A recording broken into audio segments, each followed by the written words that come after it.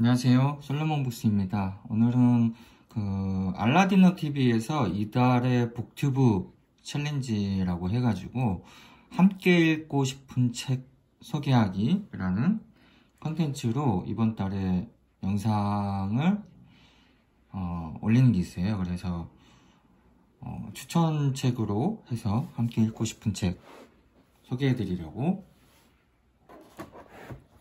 왔습니다. 소개해드릴 책은 밀란 쿤데라의 정체성이라는 책이고요.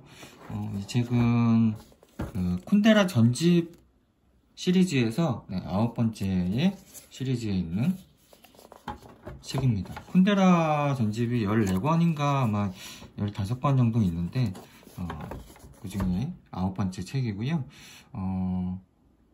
제가 쿤데라 작품은 참을 수 없는 존재의 가벼움하고 농담이라는 책을 읽었습니다. 그리고 나서 이거 3번째 읽은 책이고요. 저희 독서 모임에서 선정을 해가지고 최근에 읽었던 책입니다. 밀란 쿤데라 얘기를 잠깐 해드리자면 1929년 4월 1일생으로 현재 94세거든요. 근데 약간 두문불출하는 스타일이라서 뭐 어디에 계신지 그런 거는 자세하게 알지 못한다고 합니다. 이분이 이제 체코에서 태어나서 현재는 이제 프랑스 국적과 체코 국적 두 국적을 가지고 있는 작가고요.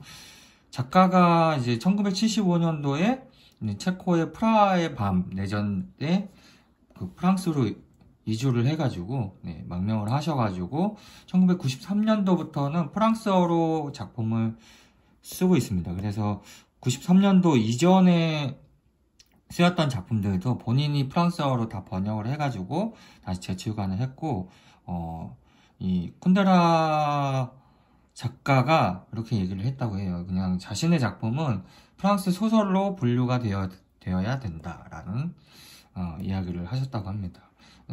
쿤데라가 체코에 있을 때는 개혁 마르크스주의로 공산당이 입당을 해가지고 활동을 했는데, 뭐 안에서 이제 무슨 일이 있어가지고 공산당에서 이제 추방을 당해서 한 2번 정도를 그런 식으로 추방을 당했나봐요. 그래서 1965년도에 프라하의 봄 내전 때 참여를 했습니다. 그래서 반사회주의 운동에 참여를 했고, 그 경험으로 바탕으로 해서 참을 수 없는 존재의 가벼움을 집필을 하셨다고 합니다.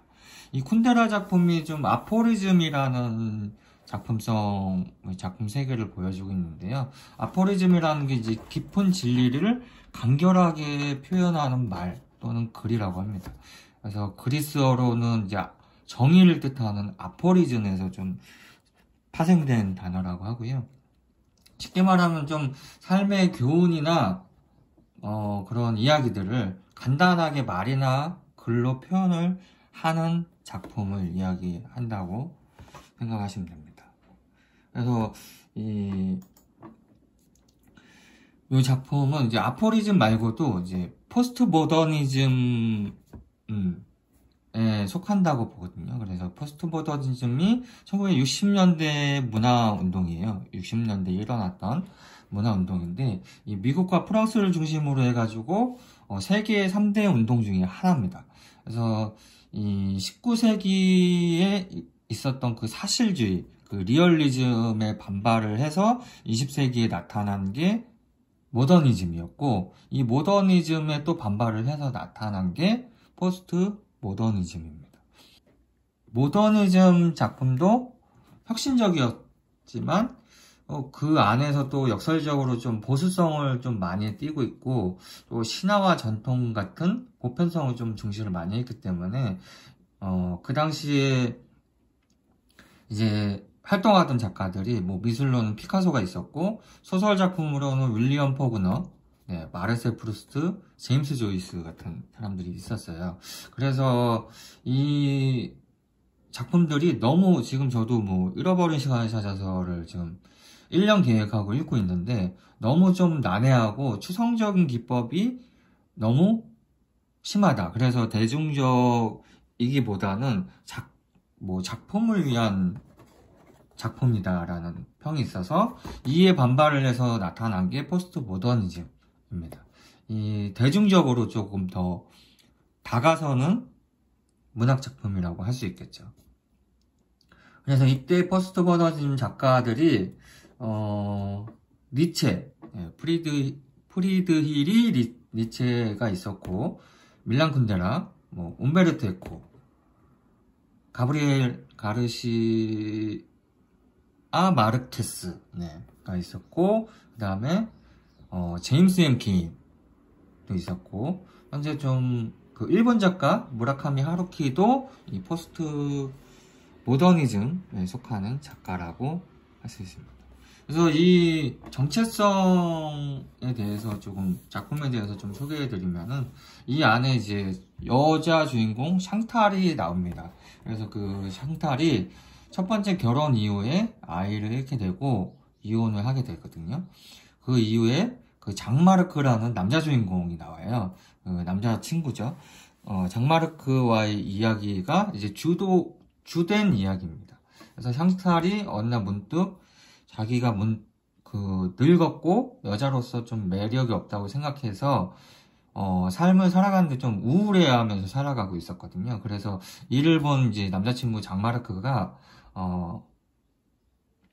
샹탈을 위해서 시라노라는 가명으로 그녀에게 익명의 편지를 쓰기 시작합니다. 그래서 시라노는 이따가 다시 좀 그거에 대해서 좀 얘기를 해드릴게요. 장마르크가 이 시라노 제2의 인격이 된 거죠. 시라노가 되어서 자신의 연인을 향해서 가상의 남자를 만들어서 편지를 계속 쓰는데, 이 아이러니하게도 이 존재하지 않는 그 시라노라는 가상의 남자한테 묘한 질투심을 가지게 되면서 이 샹탈과 장마르크와의 그런 이야기가 펼쳐지는 전체적인 구성이 그렇게 되어 있습니다. 아까 나왔던 그 시라노라는 이야기를 들으면, 이 에드몽 로스탕의 시라노라는 그 시극작품이거든요. 프랑스 문학이고, 그 1897년작입니다. 그래서 17세기의 프랑스 실존 인물이었던 시라노 드 베르주라크라는 사람의 그 일생을 모티브로 해서 5막의 운문 희곡을 만든 책입니다. 그래서 자유분방한 철학가이자 풍자 작가이며 당대 최고의 검술가였던 이 시라노를 바탕으로 해서, 실존 인물을 바탕으로 해서 이 알렉산드르 뒤마 작가 있잖아요. 그 작가가 쓴, 우리가 아주 유명한 알고 있는 삼총사의 주인공인 달타냥의 모델이 되기도 한 인물입니다. 그래서 이 시라노는 기형적인 좀 거대한 코를 가지고 있어요. 그래서 이 귀족인데도 불구하고 추남이었죠. 그래서 그런 시라노가 그의 사촌인 아름다운 그 록산을 사랑하는데, 이 자신의 모습 때문에 좀 용기를 갖지 못하게 됩니다.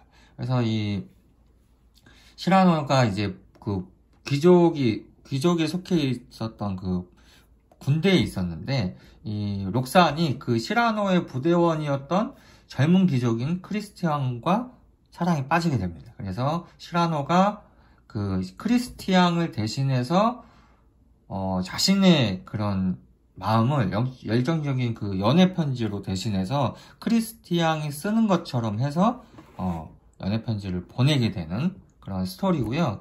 이게 우리나라 영화에서도 약간 소재가 되기도 했고, 여러 가지 이제 그 영화나 시나리오에서 많이 대두되는 그런 주제의 작품입니다. 그래서 그 에드몽 로스탕의 시라노도 한번 읽어보시면 재밌을 것 같아요.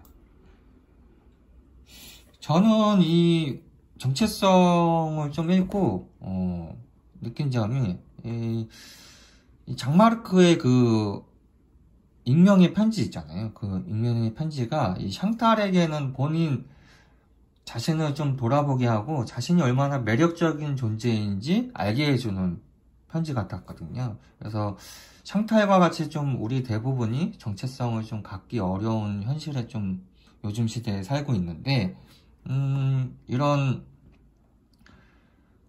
자신의 정체성을 찾기 위해서 남이 좀 찾아준다고 생각하시면 조금 안 될 것 같고, 그 소설 속에 좀 장마르크가 연인인 샹탈을 관찰을 하다가 그녀의 매력을 좀 새롭게 발견을 하면서 사랑에 빠지게 되면서 이 장마르크 자신도 정체성을 다시 찾고 샹탈도 다시 찾거든요. 그래서 타인의 좀 좋은 점을 좀 먼저 인정해 준다면 나 자신을 좀 사랑하게 되는 나의 정체성 또한 성장하지 않을까 싶습니다.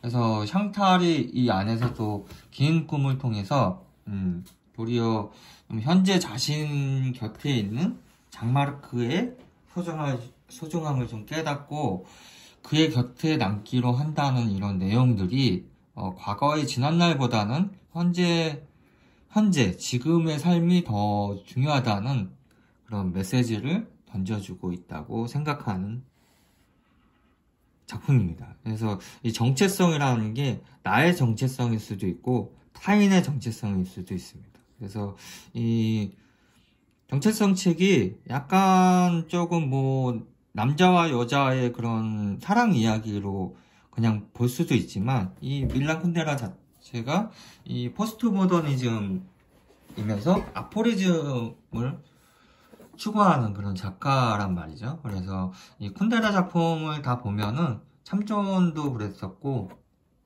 이런 작품 세계를 좀 보다 보면은 자신의 정체성을 그래서 자아의 정체성을 좀 찾는 그런 이야기들이 조금 많은 것 같아요. 그래서 여러분들도 이 작품을 통해서 조금 그런 자신의 잃어버렸던 정체성을 조금 찾으시는 계기가 되었으면 좋겠다라는 생각으로 이 밀란 쿤데라의 정체성을 소개해드렸습니다. 그래서 여러분들도 이거 길지 않은 작품이니까요. 짧은 작품이니까 한번 읽어보시고 좋으셨다면은 저희 이제 좋아요하고 구독하고 부탁드리겠습니다. 그럼 다음 영상으로 찾아뵙겠습니다.